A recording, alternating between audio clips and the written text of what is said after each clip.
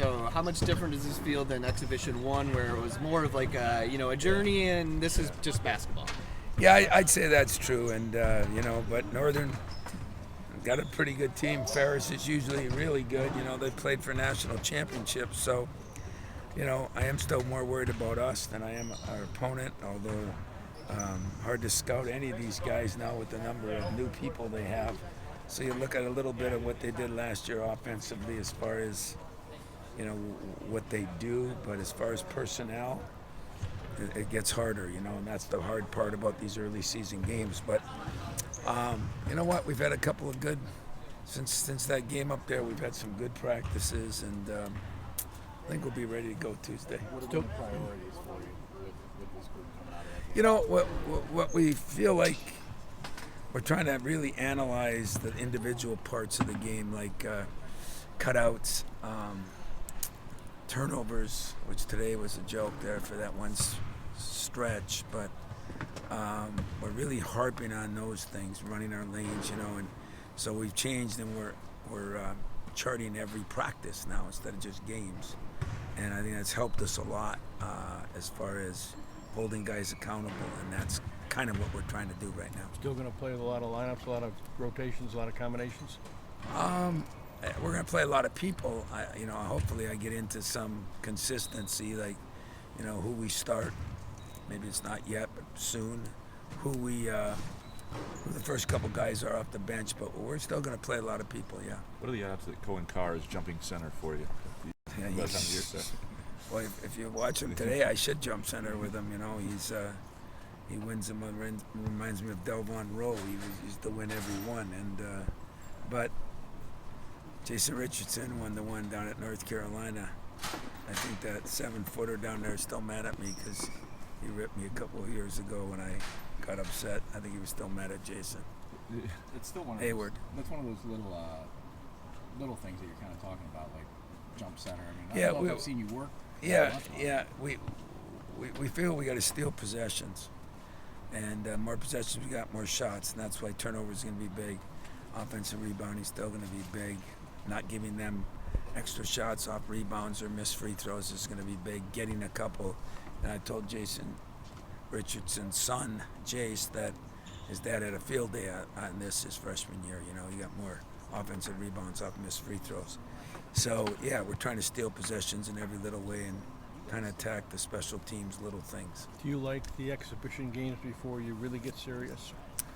If it was a normal year, I do like one exhibition game and one against one scrimmage. But just special years, so we did it the way we did it. But, yeah, the exhibition games are good. I think it's our fans' chance to see us a chance to be on the floor, and somebody completely new. It's gotten to the point where there's so many people moving around right now. The Division II schools can be very good because a lot of Division I guys that were going to transfer had no place to go. So they had to go back down to Division II, and it's just still sad, the way this whole thing works, if you ask me. But yeah, it's been a good week. Other than losing Tony Bennett, I thought that was a shame, personally. But it's the way it goes, I guess. Another one bites the dust. I assume you've talked to him. Oh yeah, I did. Known Tony since he was probably 10 years old. I used to work at Dad's camps when he was at Stevens Point and I was in college. So, I thought, I keep telling you guys, if you watched his press conference or looked at it, you should never have to ask me or any other coach a question on whether things are right, wrong, or indifferent. You should be able to figure it out yourself. But that, to me, was one of the sadder days. Yeah, it bothered me when Jay Wright did it, but, or Roy, or, of course, Nick Saban, or different guys that are doing it. But this one, guy's 55 years old. He's, just coming off a national championship a few years ago. One of the great guys in our profession. He's a good person, good coach, good guy. And the way he said it, I thought it was very well said. You know, same thing I feel. You know, everybody should get paid something. Everybody should do this, but what we got right now is the wild, wild west, and it's out of control. And I just hate to lose Tony Bennett. I really do. It bothers me a lot. And your concern is we're going to lose more in the next several years. Oh, 100%. We're going to lose more of two ways. They're going to leave, and guys are going to get fired on a more rapid base now. And players are going to be moving, and players are going to get fired, and there's going to be a lot of things that change now in the next couple of years. You know, it's that's the sad part for me, is even players. There'll be a lot more players that, you know, if they're not playing well now, it's getting closer to pro sports. If that's what everybody wants, so be it. Did it surprise you any, or is nothing shocking anymore? You know, I was in practice, and my trainer, of all people, came running over and says, "You're not going to believe this." And I was shocked. And then as I thought about it, tried to call him that night, and he called me the next day, and I watched his press conference. Not shocked at all. And I probably won't be shocked ever again now after watching Knicks and watching that one. Probably won't be shocked anymore, and you know, it doesn't seem to bother anybody.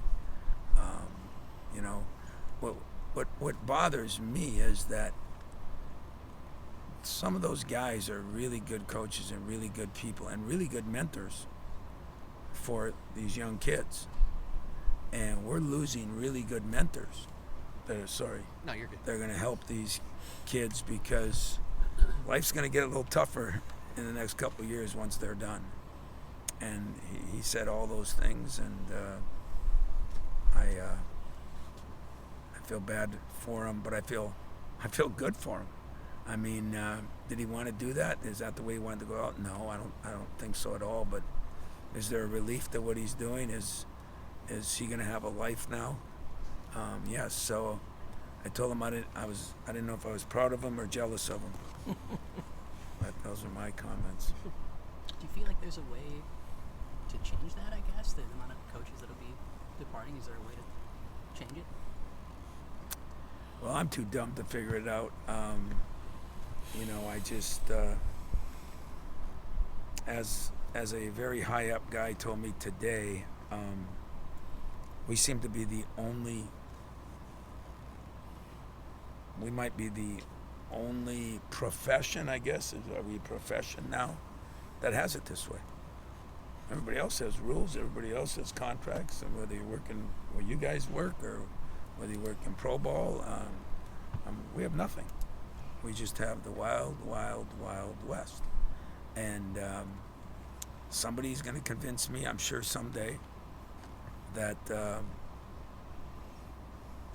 best thing for your own kids that are 16, 17, 18 years old is just let them do what they want to do, when they want to do it, why they want to do it. And if that's what's best for a family or the country, I'm all for it. I just ain't drinking that Kool-Aid. So I don't know. I guess you can't put any guardrails around it, supposedly.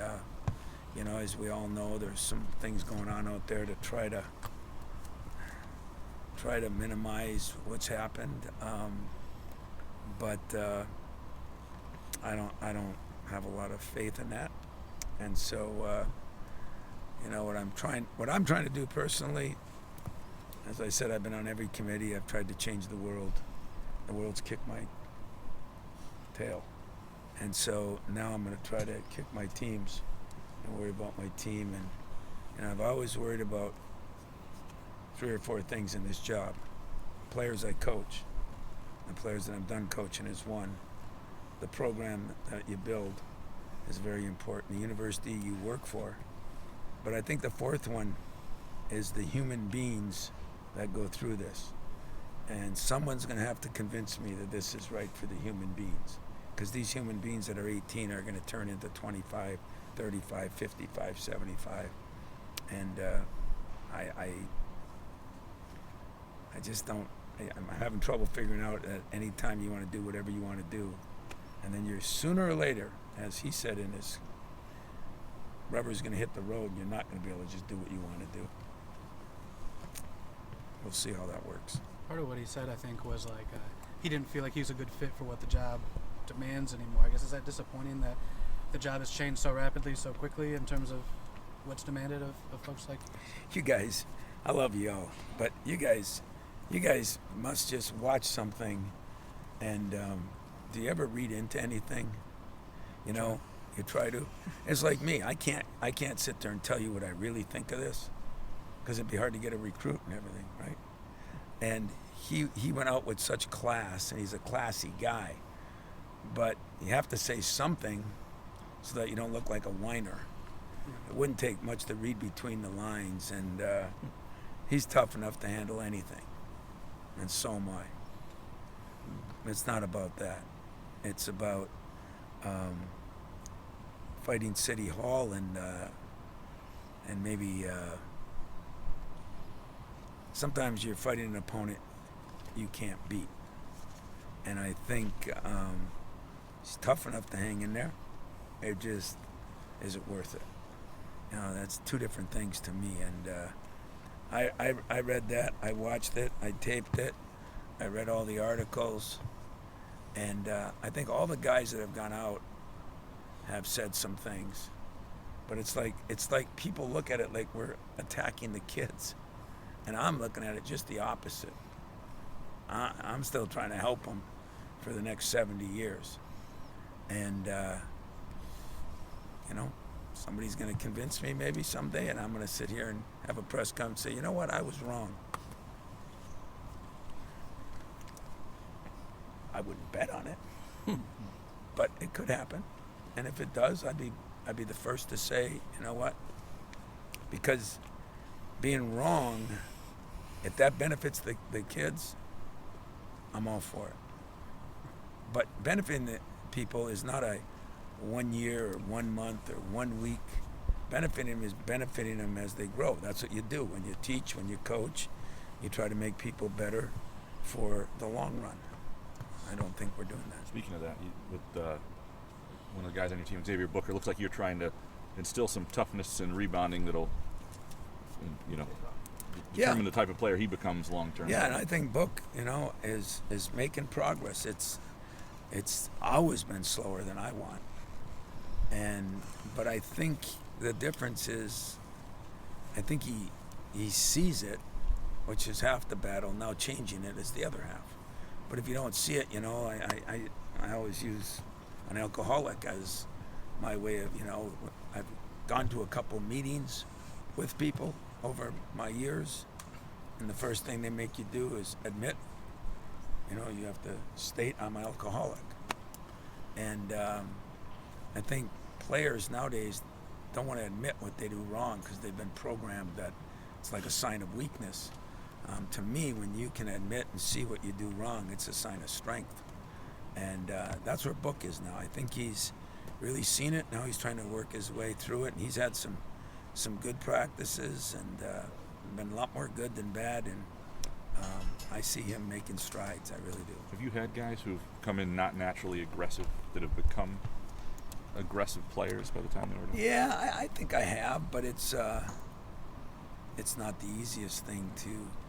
And it used to be a little easier. Like, did you see Dewan Wiley was here?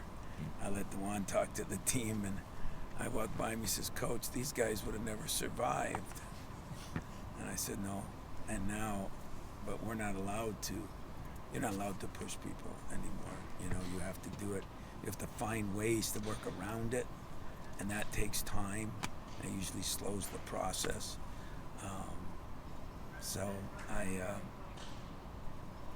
I appreciate that Book and his parents understand what we're all trying to do, and it's a good case study for me. I think he's going to get better and better and better, and he does have great skills, and he is getting better, and players are joining in with him. This is a pretty tight group. I've been saying that, but it's kind of coach speak, right? Every year you say chemistry's good, team gets along, you know, and most of the time it's probably true, but I'd say this is as close a group as I've had in a while. Hopefully everybody's helping each other. What's caused that? Personalities just seem to click. Is there one that brings people along? What do you think? You know, we've worked really hard in the last 2 years of keeping the culture, and I don't want to use a Bo Schembechler saying, but I do believe in it, and those who stay will be champions. Those who stay will be successful. And I think a lot of guys, you know, everybody, half you guys thought half my guys were leaving last year, or some of them, and they stayed. And I think they stayed because they understand. I think they stayed because they want to be coached. So it's been a fun. In the last couple months, has been a lot more fun.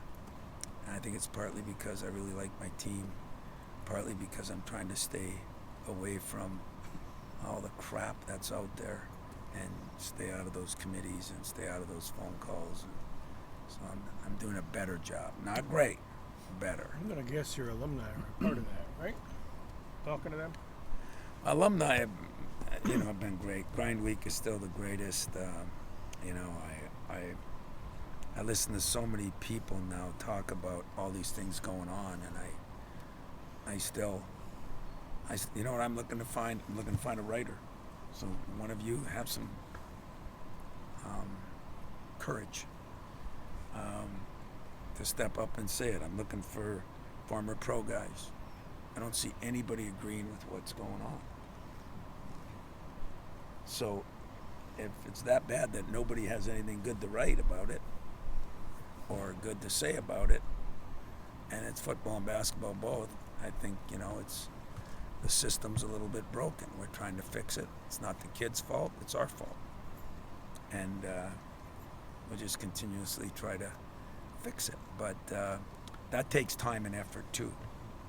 And so it'll be interesting. But losing Tony was, I think a lot of people said, what did you guys say when you heard the news? He's 5 years older than me. You know? So You're not ready? young anymore. No, I'm not. You know what I mean? It's like I mean, did you say, oh my God, or did you say, yeah, I expect that? No, I said Izzo's right. He didn't leave college basketball. College basketball left him. That's what I thought about Jay Wright. That's what it's supposed to do. He didn't leave college basketball. Yeah, what'd you think about Tony? Same thing. Yeah, that's a good line. Jay was 61 or 2. 61 or 2. So I mean, I could see it once you hit 60, but like I could also see it, just because of everything changed, right? You could be like, okay, this is different. But like in your 50s, you still. It just depends though what you're looking to do with your life. Like it's not just about winning championships. I mean, I still get more out of the relationships I have with players that watching even Max Christie the other night, watching guys be successful and hang in there and go through something. I mean, the guy played almost no time for a year or two, and now he's playing a little more, and he signed a big contract.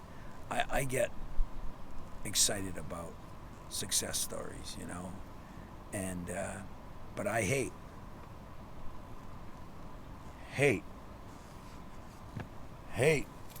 entitlement. Hate it. It's not funny. If you come in, you're entitled to be the last interview you get. I mean that. I despise it. I think entitlement is what's wrong right now, and it's our fault, not theirs. So a random thought, just with Ferris coming in, playing Northern, what's Division II's role in all this? Do you feel like some of them are going to prosper because, as you know, get affected eventually by it? Oh yeah. But some of them are going to prosper right now because everybody puts their name in the portal, and as we know, there were 200 and some kids last year that didn't have a scholarship, so they have to go down. Somebody. So I mean, way down. They thought they were going to Duke, and they ended up at low Division I, or they thought they were going to Tennessee, and they ended up at Northern Michigan. I think that's going to happen for a while, but at the other side of it, if a kid plays good at one of those schools, he's gone too. Mm-hmm. So free agency is an incredible industry. It's why I think in Fred's favorite sport is the longest. From the research I've done, I think to become a free agent in baseball is 6 years. I heard Dusty May yesterday in an interview. he said the first 5 days on the job, I didn't talk to a kid. I was with donors getting NIL money. First 5 days on the job. Yeah, I mean, if that's what everybody thinks is right, then, you know, don't call me old school, call me right school. I think what I think is right, if I change my opinion on that, but I still have a job to do. And the job is to adjust the best you can to the cards you're dealt. And then when it's time not to adjust, but I'm too stubborn to give into that right now. I got to fight. I got some fights to fight yet, and I got, I think, some people to help. And I think we're not going to get any of these stats until 5 years from now. In the first couple of years, when those kids graduate, depending what they do, and then, you know, it's going to be, that's the problem. You know, it's going to be, and then they're going to say, well, maybe they'll say, well, it worked great. And I'm going to say, well, that's awesome. And how reliable are those with everything changing seemingly constantly with those rules? You know, I mean, even since in the last 2 years, 3 years, whatever it's been now. I mean, what we saw at the beginning is different. What we saw. Well, I don't think anybody, including me, and I was in the thick of it before it even broke, before even the media knew. We knew it was coming, and I think you'd probably talk to more people that said, I thought it was going to be a problem, but I never thought it would get to this point. But it is. And you can't change one part when you blame the NCAA, then you blame the government, then you blame, you know, there's a lot of people to blame, but there's kids that are stuck in the middle of it. And then there's some damn good coaches that are, I mean, I don't look at, in a way, I feel sorry for Tony Bennett because he's a friend. I feel sorry for him because he's a good guy. But I don't feel as sorry for him as I do the kids he could have coached because he's done well for himself. He'll be fine. But a lot of kids are going to miss out on a hell of a coach, a hell of a mentor, a hell of a guy, you know. And if there's a lot of those guys out there, then the kids win. If there's not, then they lose. As far as practice goes, Cohen Carr, still working on him with 4. Looks like he's getting more comfortable. Yeah, he's working more at the 3 too, though. I mean, he's starting to put the ball on the floor a little bit more. He's starting to figure out, okay, if I can't score it this way, I can score it a different way. He has been one of our more improved players as far as what he's doing. He's improving his shot. He's improving, but he's really improved his ball handling and his ability to get into the paint and make some decisions. So he'll play both, but he's playing a lot of 3 too.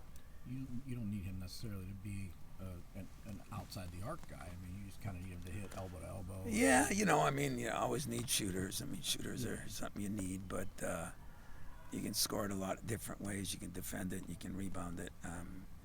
I think Cohen's going to be kind of a jack of all trades guy, but I tell you what, if I can get him out on the break, he's an exciting human being to watch.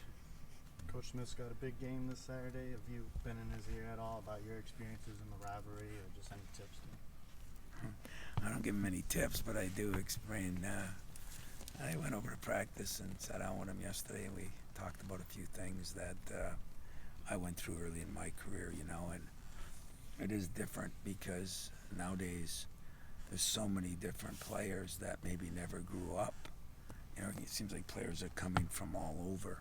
And probably the same with Michigan, you know, to be honest with you, where, I mean, you have to learn how to appreciate rivalries. And it's hard to do that if you've never been part of them.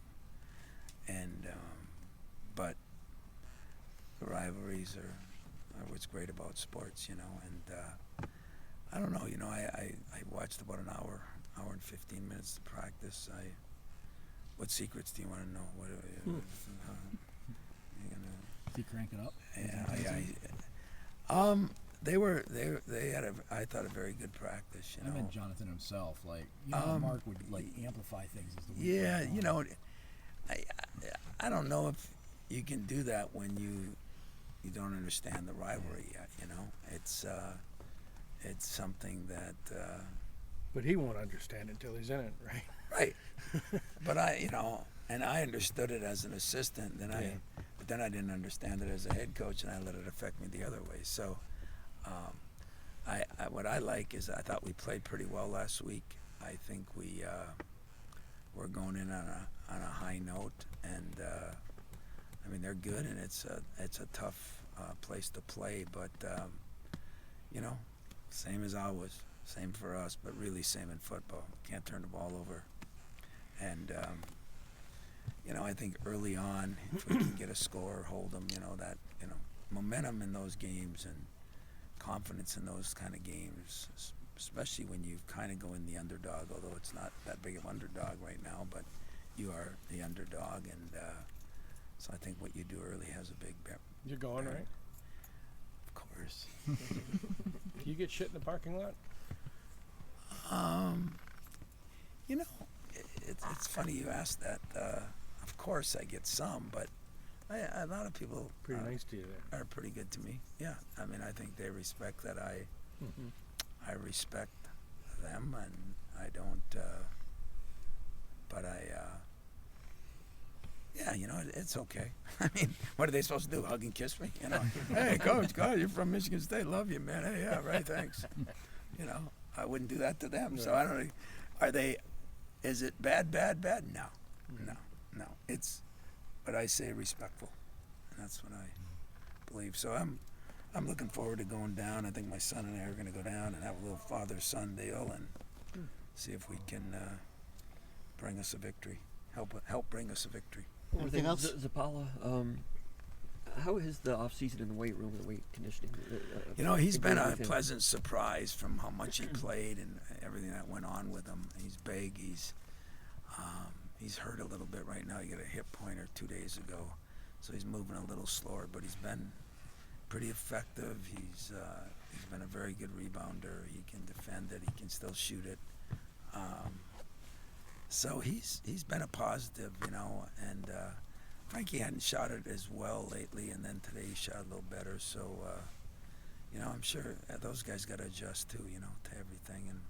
But I think they are, and but I like the fact that our veterans, for the most part, whether it be Trey or Jaden, you know, Jaden has struggled a little bit with his shot early, but he's starting to shoot it better. And even Jeremy, you know, at least has a half a year under his belt.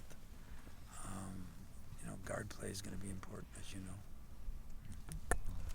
That it? Thanks, everybody.